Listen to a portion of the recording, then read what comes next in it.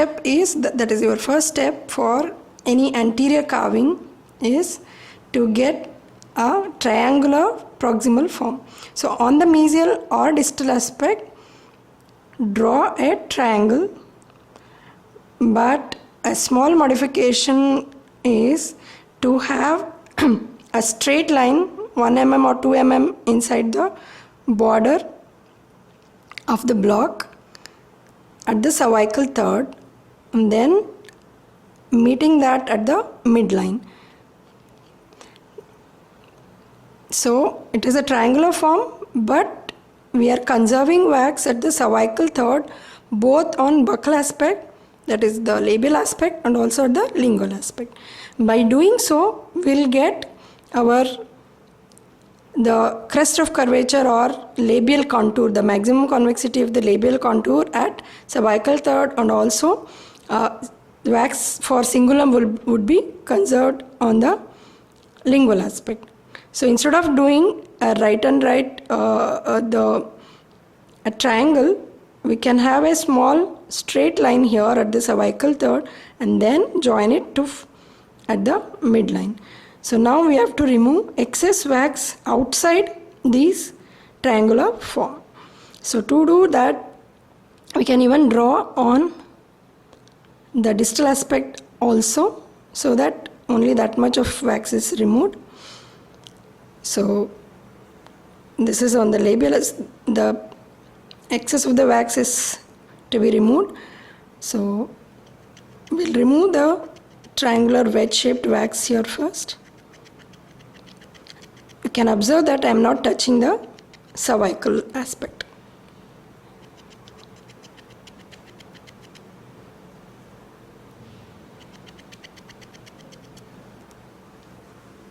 So layer by layer, giving left to right strokes, but the block is held properly with the non-operating hand steadily.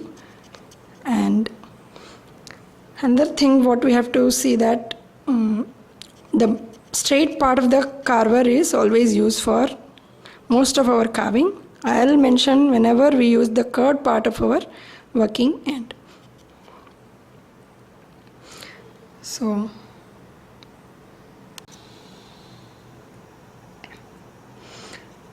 So on the other side also we are removing the wedge shaped excess wax, but again not touching the cervical third.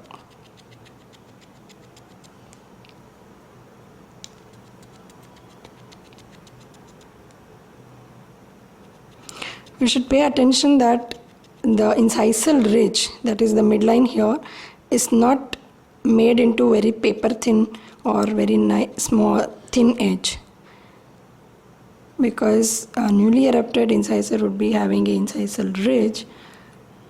So it's always advisable to have at least 0.5 mm of thickness of the wax at the midline. So at the end of this step it looks like this. Now we can remove wax at the cervical third.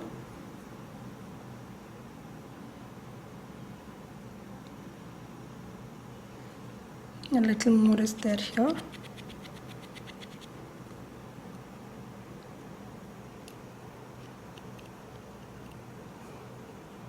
So to remove wax here, we can hold the carver upside down and see where exactly the cervical line is there. Then carefully from this part of the carver we can remove wax here, or you can even give a backward strokes like this. But to begin with it will be difficult to give like that, so you can hold the block upside down and remove the excess wax at the cervical third on the other aspect also.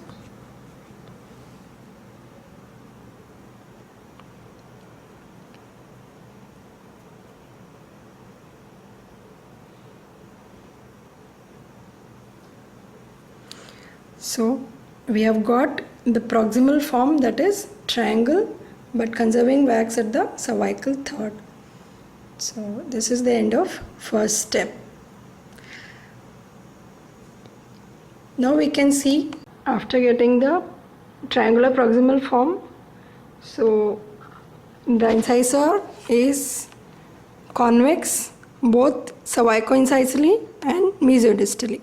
So there are two planes now in our labial aspect. So we'll merge the two planes to make it convex. At the same time, we'll be getting the height of labial contour or maximum convexity of the labial surface at the cervical third. So we are merging the two planes and making the labial surface of the incisor convex both cervicoincisally and mesiodistally.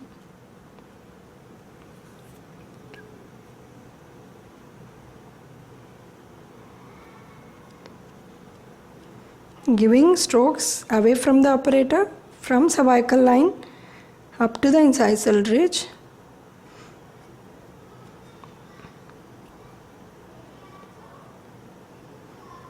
You can see that it has become convex now.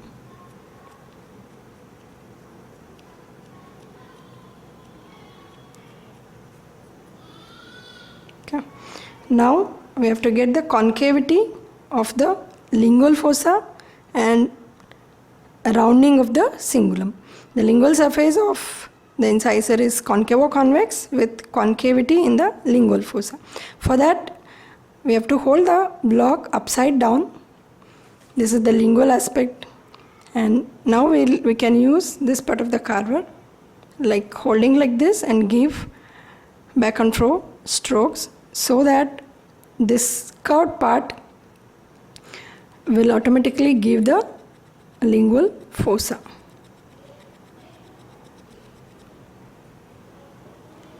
Can you observe now? So there is a concavity which we have got now, and when we keep like this, there is no gap. Exactly, it will follow the shape of the carver here. Now the cingulum should be rounded, so there is a concavity here. Then just we can smoothen the cingulum aspect, or we can reduce wax at towards the cervical line.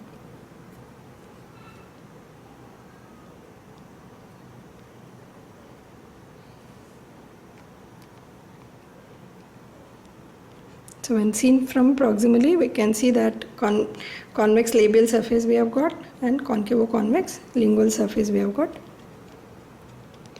with rounding of the cingulum.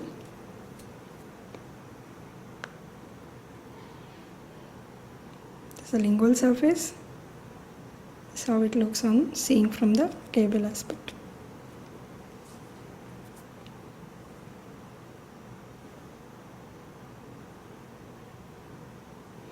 Okay. Then reduction from labial and lingual aspect. So seen from facially and lingually, the incisor is having a trapezoid form. For that, you can see the measurement and draw. I am arbitrarily drawing a trapezium on either side of the midline. That is, a trapezium is drawn here with shortest of uneven sides towards the cervical line. So now we have to remove excess wax outside this trapezoid outline. For that, we have to reduce wax from mesially and distally.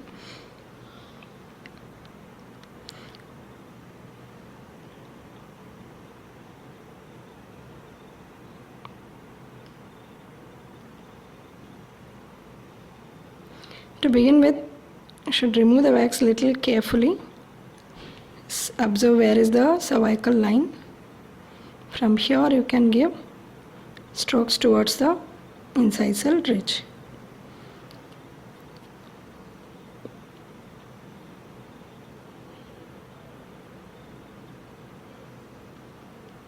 Likewise, wax should be reduced from the distal aspect also and get the trapezium.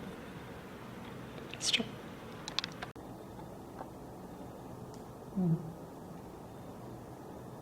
So after drawing the trapezium, we have removed the excess wax on mesial side and distal side.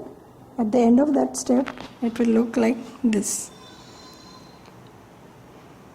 So after getting the trapezium from the labial aspect, turn to the lingual aspect, all the anteriors have got lingual convergence. That means the crown will taper towards the lingual aspect. To do that, we can hold the carver like this and remove wax carefully towards the lingual, but not at the labial line angles. So when we do like this, we'll get a lingual convergence. The crown will converge towards lingual. So we have got lingual convergence. So now we can rounded off the cingulum here, and next would be to giving the lingual fossa. That means grooves in the lingual fossa. Cingulum is rounded off.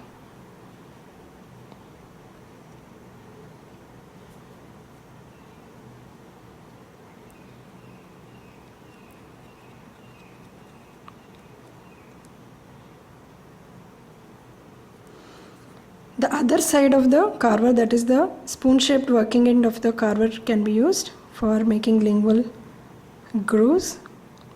Just give outward stroke from just below the cingulum towards the incisal ridge. No need to draw M or W here, and then we can remove a little wax just beneath the incisal ridge to enhance the incisal ridge.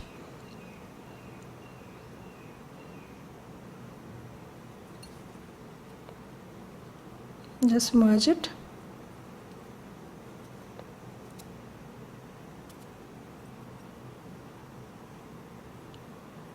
So the lingual fossa looks like this with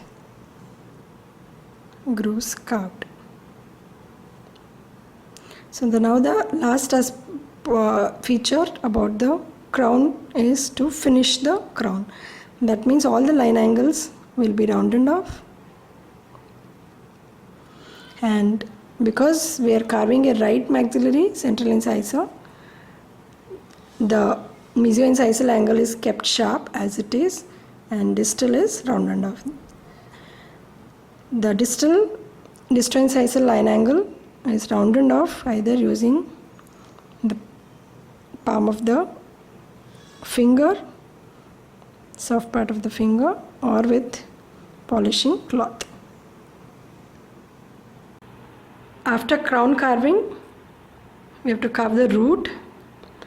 So to carve the conical shaped root of the incisor, mark the outline of the crown on labial and lingual aspects. So we have to remove the excess wax from mesial and distal aspects.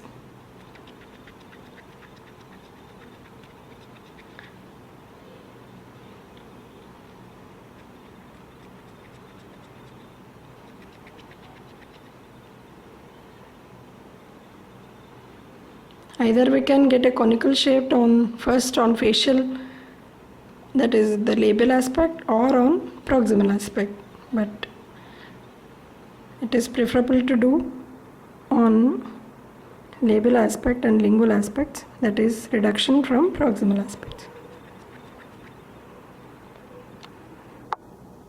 Then again reduce from this side.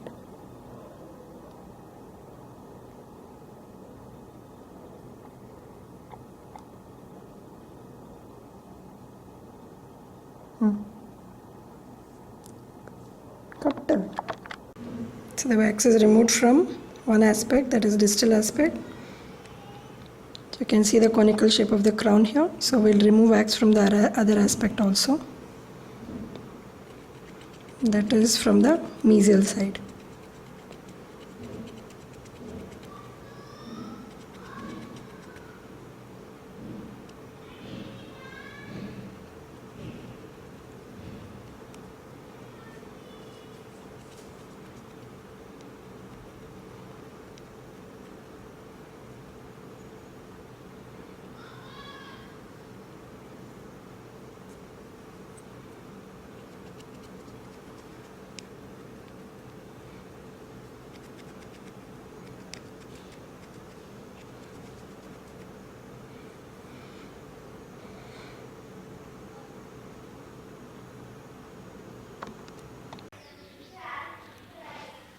After marking the outline of a conical root form on labial and lingual surfaces, we have to reduce wax on mesial and distal surfaces to get the form of the root, which is conical shape when seen from facial and lingual aspect. So we have finished the root carving as seen from labial and lingual aspects. Now to get the proximal root form, we can mark the midline again and mark the outline of the root, which is a little thicker than how we see from labial aspect. So now we have to remove the excess wax on labial and lingual surfaces.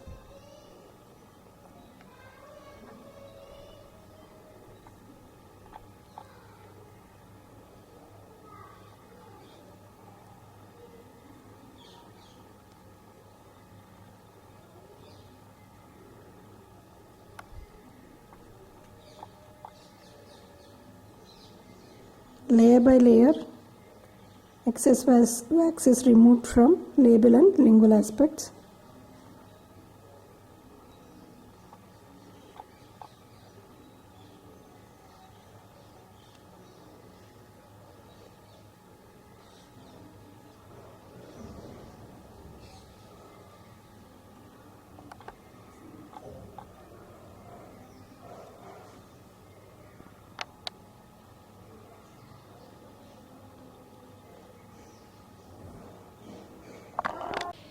So now we have got the broad conical form from proximal aspect.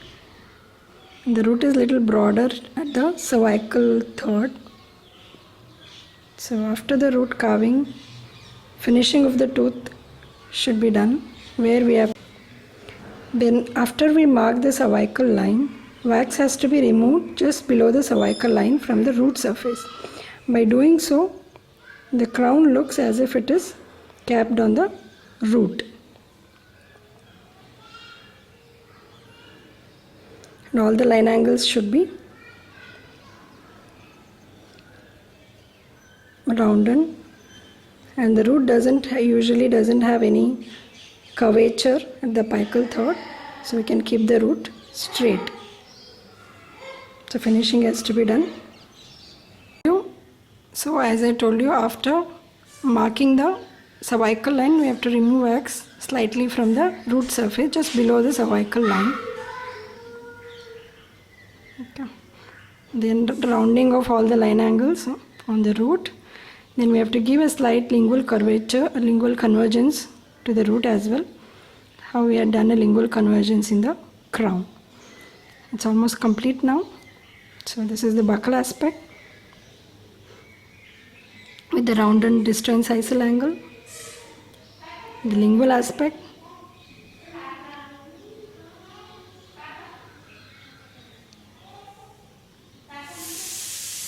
the mesial aspect, and the distal aspect. Overzealous polishing should be always avoided, because especially on the posterior carving, because occlusal details could be masked by more of polishing.